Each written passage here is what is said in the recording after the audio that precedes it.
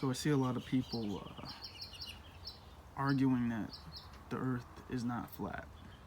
So I'm going to use their science to disprove them wrong. So if earth is a sphere, we have the sun and we have the moon. The sun rotates around the earth while the moon vice versa.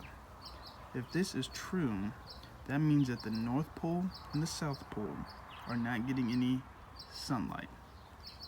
But we know, in fact, that is false. We can see pictures in daylight time when people are at the North or South Pole. The problem that we're currently facing in the world is that the polar ice caps are melting. But how can that be possible if Earth is a sphere? It can't get direct sunlight. It's not possible. The only way that is possible is if the earth is flat, which in fact it is.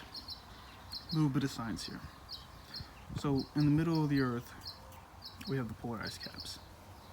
On the outside of the earth, we have landmass.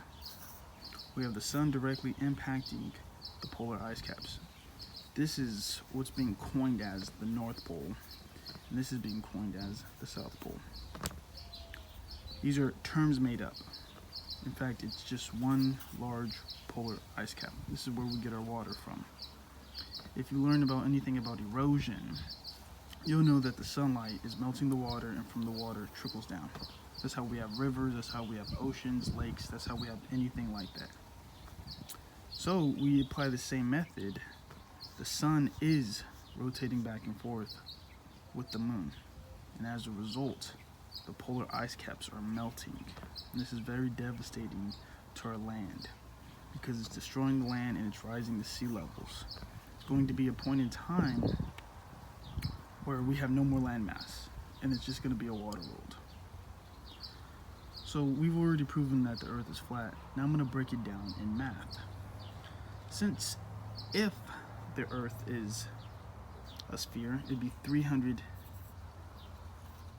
not 300, my bad. It'd be pi, which is represented by 3.14. So if earth is in fact what we say is a sphere, we'll look into the math real quick. We know that pi is 3.14. All right. If there are 2 halves of the world, is what we get. 1 remainder 57.75. And what is closest to a straight line is 180 degrees. We have 157.75. So in turn, it's a slight curve, which in fact represents the polar ice caps being here, and which represents erosion happening. Why we have rivers, why we have lakes. So this is definitive proof that the earth is in fact flat.